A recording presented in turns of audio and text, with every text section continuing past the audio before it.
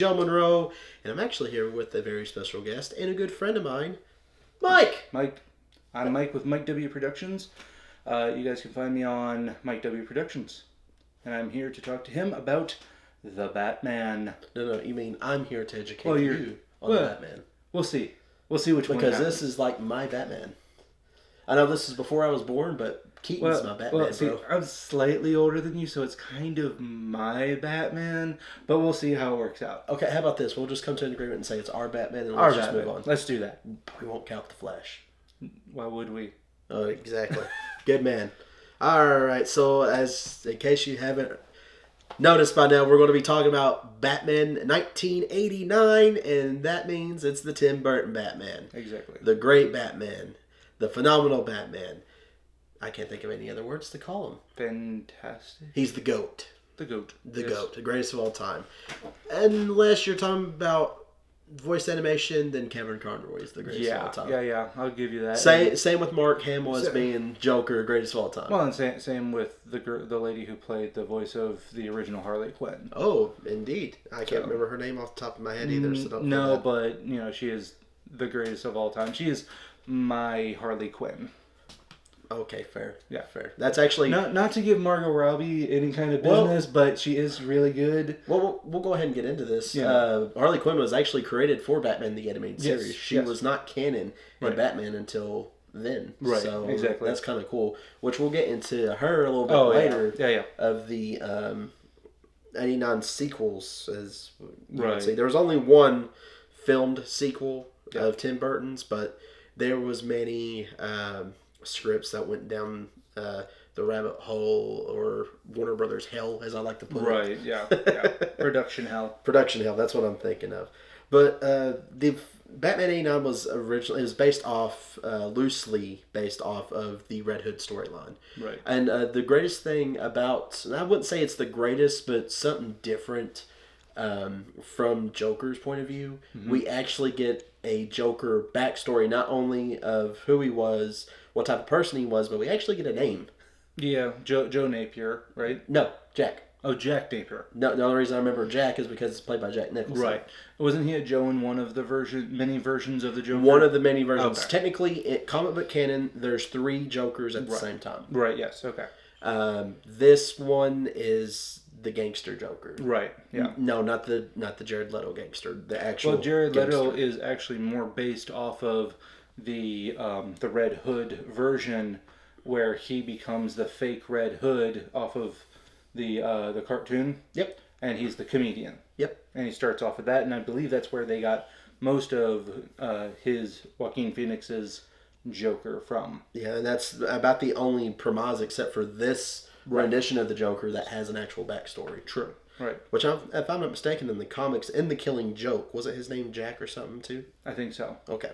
I thought so. I need to rewatch that. We may. I may have you back just to talk about the Killing Joke. Just to talk about the Killing Joke. Because, can we skip over the first 20 minutes that doesn't make any sense whatsoever?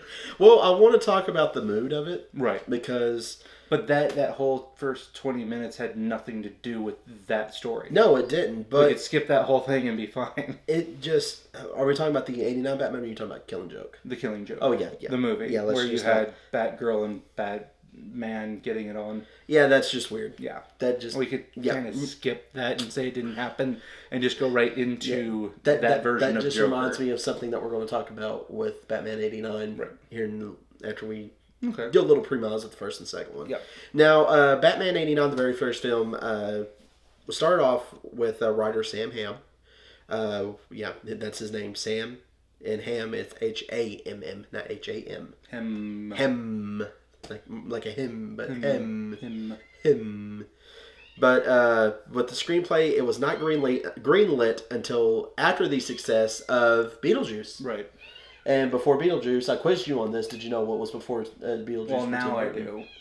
It's the Pee-wee's movie. Yeah, Pee-wee's first film. Right. Yep. So that was that's something that's kind of cool, kind of follow along, because it went from Frankenweenie to Pee-wee to Beetlejuice. Now we're here at Batman. And then they redid Frankenweenie 20 years after that. Yeah. The remake, the animated Disney film wasn't that bad. Yeah, no. Yeah. I still like the original film, though. Oh, yeah, of course. But with Batman, this was how can I say this? Everything fell into place. The script was a little eh. Yeah. That's because Burton only had like 50% say so.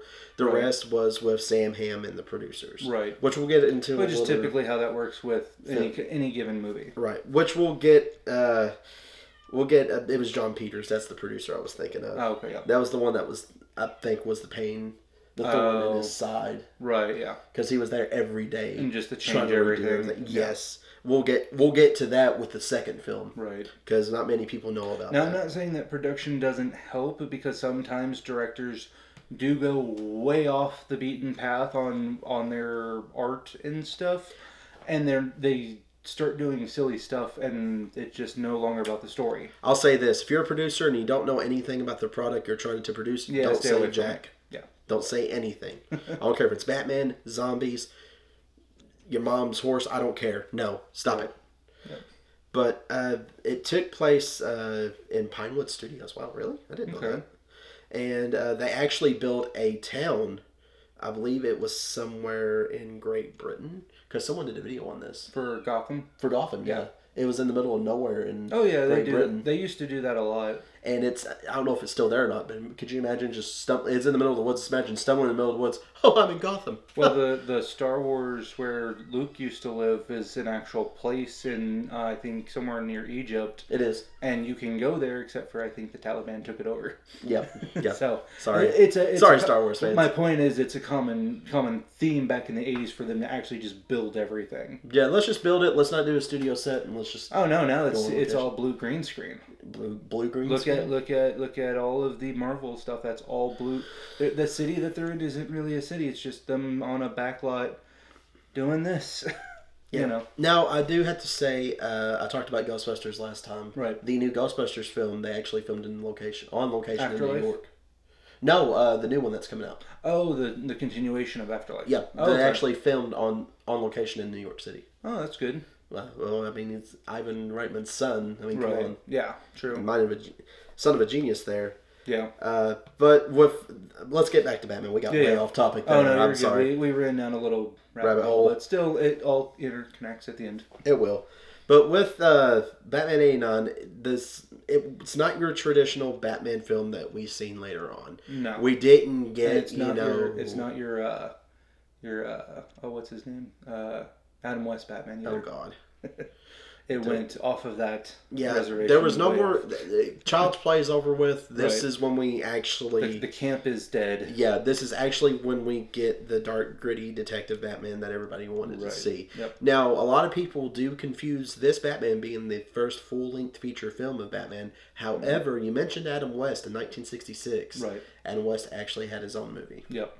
So a lot of people get that confused. Yeah, a lot of people don't realize, because if you watch that movie too, it feels like just like 3 episodes of the TV show. Yeah, that's what it feels like. So, I've seen it. Yeah. I'm not impressed. I'm not a big... That's probably why people forget that it's an actual feature film. Yeah. A lot of people are probably want to scrutinize me against this. I'm not a huge Adam West fan whatsoever. I am a big Cesar Romero fan. I appreciate it, but it's still... It is what it is still. Right, it is it's what not it is. Batman... The Batman that I like. I get that it's the fun Batman, the campy Batman, but it's not the Batman. It's not the Batman you're associated with. The Batman, yeah. It's a Batman. It's alternate universe Batman. Right. This is the silly alternate universe Batman. Right. But with this Batman, Keaton's Batman, we get the nitty grittiness. Something I want to compare and contrast a little bit of Schumacher's and Burton's films. So Burton, you feel like you're in the 80s, late 80s. Right. With totally 80s on this one. Yeah, and with the second one as well. I mean, dude's dancing around with boom boxes and everything. It kind of reminded me of the intro to Ninja Turtles in a way. Yeah. But with Schumacher's, it's like, are we in the 50s? Are we in the 60s? What are we? Right. What yeah. are we here True. For? It was so campy. I'll get into that rant a little later. Well, to be honest, most of his stuff is camp. It is. Yeah. But we don't get the big introduction. Martha and Arthur. Is his name? Dad's name's Arthur. What is it? Arthur? No. In the second one, in the Batman's dead. Yeah. It's It's Arthur. I know it's Martha because of the whole Batman Superman. Why'd you say that name? Martha. Bruce and I forget his name actually. I'm Hang sorry. on, I got a Google machine. I have a brain fart. Hang on, I got a Google machine. Who is here. Bruce Wayne's dad? But we didn't get them, getting It's unalived. not- Is it wouldn't be- unalived? Is that the correct term now? Unalived? I'm not PC, so you can say killed. Okay, so they got killed. We don't get that at the beginning of the film. Thank goodness. I'm thinking with the date of this movie, not too many, born in 2000 plus. Thomas. Yes, Thomas. Why was I Wayne. thinking of Arthur? I was thinking I was probably went Joker there. Yeah. And True. Okay, yeah, Thomas Wayne, Martha Wayne. Yep.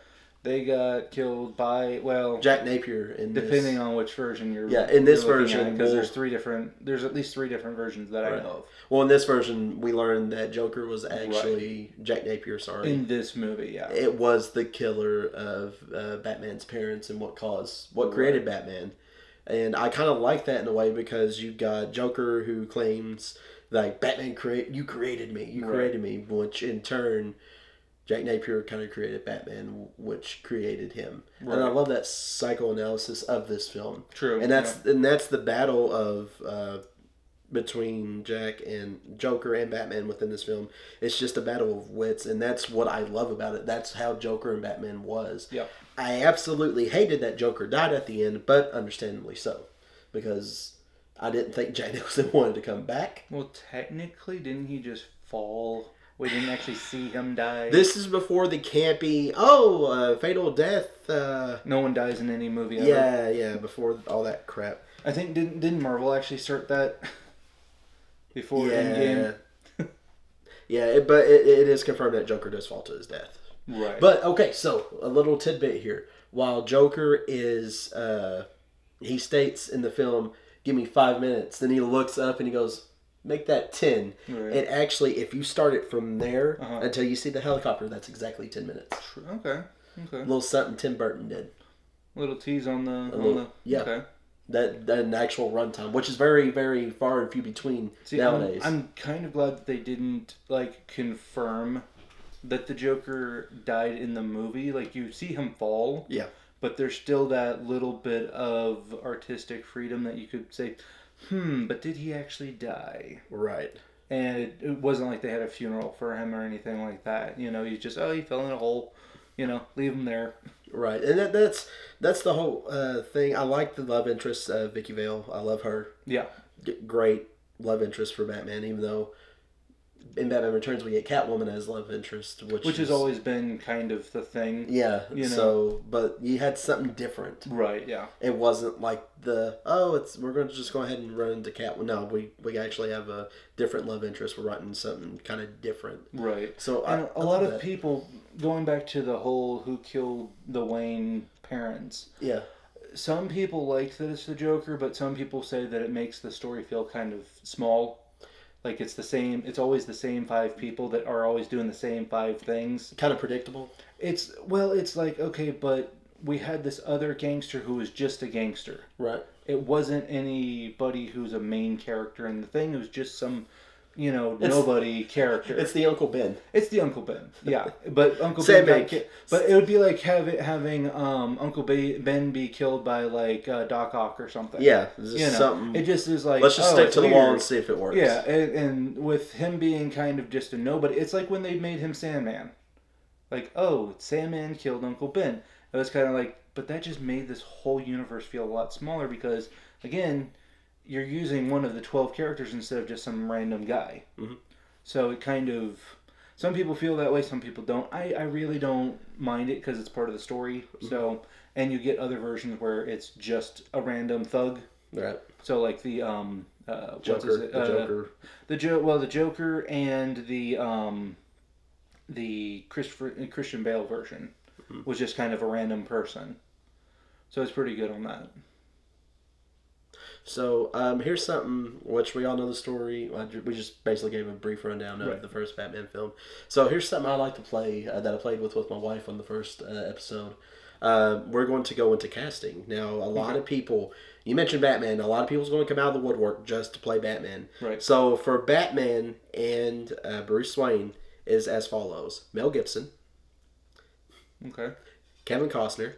Wait, Mel Gibson. Mm-hmm. Okay. from Lethal Weapon. Yeah. No, I was And just Mad gonna Max. think like, okay, what would he actually look like as Batman? Right. Kevin Costner. I could see that he's kind of a popular actor. Charlie Sheen. What? Tiger Blood. Tiger Blood, yes. Tom Selleck, he'd have to shave his mustache. Yeah. He would have been Well, good. no, just have it Dude. out. No offense to Billy D. Williams, who played Harvey Dent in the film. Uh-huh. He would have been a good Harvey Dent. Yeah, I could Think see about that. I could have seen Bill. Or Commissioner Gordon. I could have seen Williams play Batman though. Oh, yes. You know, it would have been an Different. older Batman, but still. Or Tom Selleck as Commissioner Gordon.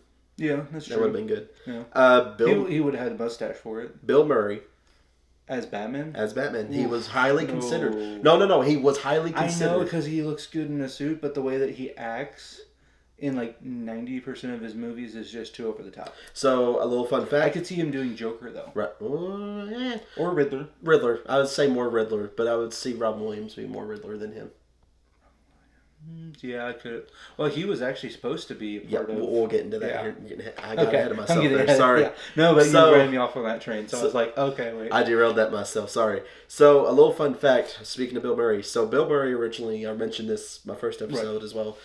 He was off doing a... Which is the Ghostbusters episode. You guys can go back and watch that. I apologize for the audio ahead of time. So, with the Ghostbusters film, Murray was actually working on a passion film project at the time. Right. And they was looking for someone to play Peter Venkman. Michael Keaton was highly in the lead to play Pete Venkman. He's up in the running. He was up in the runnings, there, like he was that close. Right. Then Bill Murray's like, "Oh, I'll do it." Right. So I think it's kind of funny that, he was highly considered to be Batman, but ended up going to Keaton. Right, true, yeah. So, and the only reason it went to Michael Keaton was because they, Tim Burton and Michael Keaton worked together, of course, on Beetlejuice. They like working together, yeah. Yeah, which, honestly, to me, no one else can play Batman or Beetlejuice. No, Sorry. that's true. They are making another Beetlejuice, but I think Michael Keaton is coming in back. it. He is coming back. And Jenna Ortega, which I actually kind of like because she's a decent actress. Mm-hmm. She's playing Winona Ryder's daughter, who is actually coming back as well. Yep. And Catherine O'Hara is coming back, too. Really? I thought they... Nope, she's coming back. Oh, okay. She's been on set. Oh, okay. We got two more names here. Harrison Ford. As who? Batman.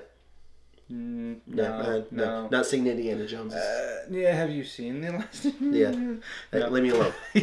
And Dennis Quaid. Dennis Quaid. I could. If it was a Texas Batman. If sure. it was, well, yeah. If it was like, you got to think it's back in the '80s. Mm-hmm. He did what, Dances with Wolves, right? No, that's Kevin Costner. Oh, that's Kevin Costner. What ones did he do? He did the awful Jaws 3. Oh, okay, no. And did what is he like known for? He did I think I know that I see the name. I don't see the face. It's a just pull up his face and I'll be like, oh, I know that guy. Hang on, give me just a second. Dennis Quaid. He was in a '80s film where the baseball guy. Yeah. Okay, I know went him. into. No, I could. There's see a film that he was. It's killing me. Hang on, I gotta look this younger up. version of him. I could see doing it, but there was. It would be hard pressed to get that though. Yeah, there's. I could see him being Bruce Wayne, but maybe not Batman. What did he play in? There was a movie. Oh yeah, he played in Postcards from the. Well, there it is, Inner Space. That's what I'm trying to think of. Oh, okay, yeah. So that's what he was mostly known for there. Yeah, I could see him being Bruce Wayne, but not so much being Batman. He doesn't really. Even back then, he really didn't have the build for Batman. Right. He didn't, but that's what he was known for. Right. Was Inner Space. That was like one of his bigger. Yeah, back in the day. Yeah. But that was all who played was in the running of Batman. Mm-hmm. Now, a lot of people falsely claim that William Dafoe was considered for the Joker. That would have made sense back then, too. Yeah. He was an unknown actor. I think the only thing he did at that time was Platoon. Yeah. But pretty much. I mean, he played secondary roles, but... Right. But he actually been considered for Batman in an earlier in development. I could see that too, because him younger, he kind of has that Bruce Wayne-y look. Right, but I'm sorry but it wouldn't have been my favorite. Right, I'm sorry though, but I can't see nobody else pulling off Bruce Wayne and Batman like Michael Keaton did. Yeah. No, that's what I'm saying. Michael Keaton's hands down one of the best. And he separated them. Yeah. Like. Well, that's what I'm saying great. is I couldn't see any of the other guys being separated as two, because basically Batman has a multiple personality. Yeah, you're playing two characters. I am Batman and I am Bruce Wayne. Yeah. And so, actually, some people say that Bruce Wayne is the mask for Batman. Yeah. That he's more Batman than he is Bruce Which Wayne. they explored that in Gotham Knights. Right. Yeah. Which I just recently started watching. Okay. I know, shame on me, right? You know. You know, me being a Supernatural fan, and I like Misha Right. Collins. Yeah. So that was, sorry, Misha. I need to start going through that one too, and I just finished Gotham again. It's on Max. Okay. So yeah, if you guys want to watch that, watch Max. Yeah. So not sponsored. Not but sponsored. Hey, but hey, send him an email, please. So people in the run for Joker, since we're on the topic. Oh boy. Tim Curry, who was actually you've seen it, right? Yeah. This version of it. Yeah. Which was actually the. I could see him. He was the original voice for Joker in Batman the Animated Series. But we're talking about 1980 skinny. Yeah. Tim Curry. Yeah. I could see him playing Joker. David Bowie. Yes or no? John Lithgow. No, no. The voice of Chucky, Brad Dourif. I would need to see what he actually looks like. I haven't. Hang on. I don't know his face. But while I'm looking this up, Ray Liotta. Ray Liotta. He was in Goodfellas. Yeah. I know Ray Liotta, but I see him being the crazy guy, but I don't see him being like Joker. And James Woods. Really? Yeah. The guy who did John Carpenter's Vampires, yeah. That guy. Well, I know him from Hercules. Yeah, Hades. Oh man, you would have to do some work on him to get him to look like the Joker, though. Mm-hmm. I mean, he kind of has that long head, the bigger forehead, so that kind of works. But I would need to see the makeup on him. And one person I want to mention, we mentioned him earlier, Robin Williams, was actually Right. kind of confirmed. Here's why. So they really wanted As Nicholson. the Joker? As Joker. Okay. Because they wanted Nicholson. And Right. Tim had to do a lot. They had to do a lot. They had to beg to get Nicholson. Yeah. So, and this is actually because he was actually kind of a big. He did big deal. Yeah. He did like 6 big decent movies. I mean, back Chinatown. then. Come right. on. Yeah. That's what I'm saying. He was already kind of a name back then. Right. And I think this is on the Max Warner Brothers 100th anniversary edition. I think this is in here, but it is confirmed. They told Robin, "Hey, you got the part." And when Nicholson found out, he said, "Oh no, I want it now." So they kind of did him dirty in a way. A little bit. I hate it. That was more the studio than Tim Burton himself. Right. Because Tim Burton absolutely loved Robin Williams. Right. So that's why he would be later considered for the third installment as Riddler. Okay. Yeah. So that's how that whole which just didn't work out. Yeah, we'll get into that here in a Wait, little was bit. that okay? The version that he was supposed to do, is that the version that we got Jim Carrey to do? Mm-hmm. Ooh, that kind of hurts because I would have actually liked to have seen Robin Williams be that version of. Yeah, it was supposed to be that quirky version. Maybe what's his face wouldn't have said that it was overacting. Yeah. Sean Young from just speaking of Jim Carrey, who was an Ace Ventura: Pet Detective as Einhorn, was actually supposed to be Vicky Vale. Oh, so with Sean Young, it's interesting. She was. Here's her name. I can see her face real quick. She wanted to. Oh, okay. So, which she could have pulled it off. She looks like the leading lady for a Batman film. Right. Yeah. So she was originally supposed to be Vicky Vale, but she ended up getting injured in a horse riding accident. So she got Christopher Reeves. Yeah, but well, not that bad. Oh, okay. But the part went to Kim Basinger. Thank you. It went to her, which she did phenomenal in. Yeah, she was good. Yeah. So Sean Young with Batman is pretty interesting. So she didn't get Vicky Vale because she got injured. Right.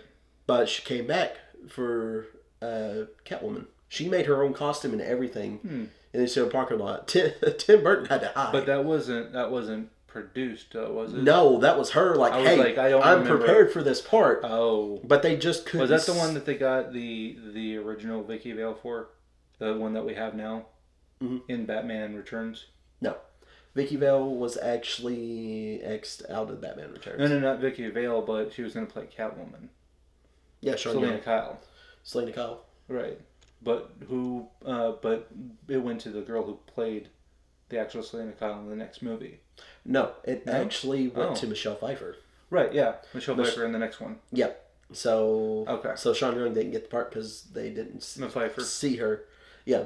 So Pfeiffer got it. Sean Young didn't get Catwoman because they Right. didn't see her as Catwoman. Right. unfortunately. Okay. Honestly, I think she would have been a good Catwoman. Yeah, it would have been an interesting cast, yeah. So let's see. Alfred. Oh, he's been in everything. And He is Alfred. He is Alfred. I'm sorry.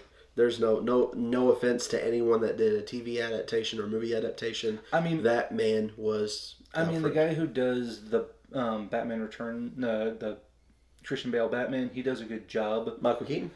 Yeah, but Not Michael Keaton. Michael Caine. Thank you. Michael Caine. He does a great. The other Michael C. He does a great Alfred, but this is the one that when you say Alfred, this is the person that pops up. It's kind of like Q. Like when you say Q, it's the guy from the original 007 movies. You know, because he played it for so long. Mm-hmm. Same thing with this guy. I mean, he was in Batman and Robin. Yeah. You know, he was in all of them up to that movie. Yeah, he stuck with his 4-film agreement. Yeah, definitely. Yeah. Which God bless him on that one. Yeah, dealing with Joel Schumacher. But Billy D. Williams was immediately cast as Harvey Dent because that was Burton's choice. Okay. And it was an interesting choice. And I would have loved to see a Two-Face.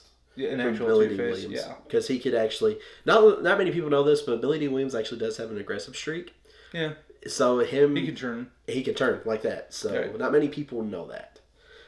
Let's see... Oh, I didn't know this. So Nicholson... Well, back in the day, you didn't have all the cameras on phones and stuff.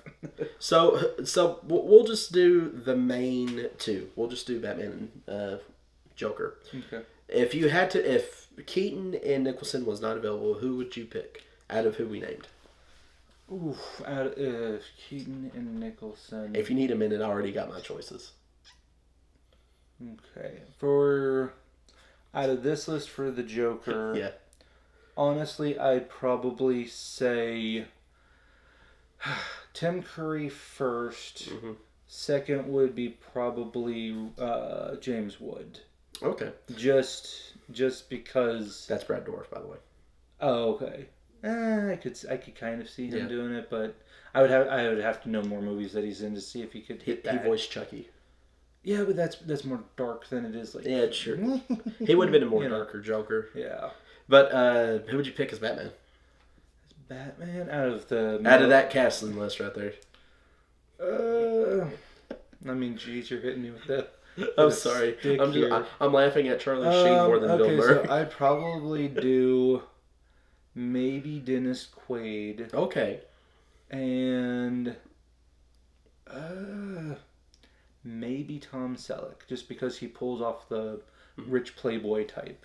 And he did good in what's that TV series? Magnum P.I. Yeah, Magnum P.I. Yeah.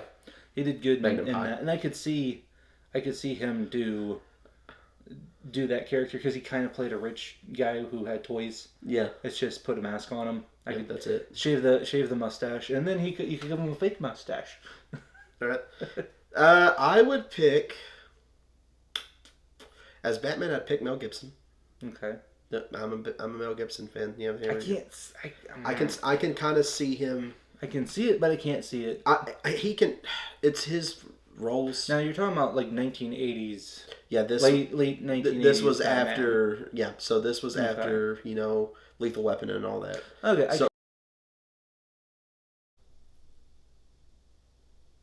All right, ladies and gentlemen, we're going to take a break real quick. Come back for part 2 coming soon.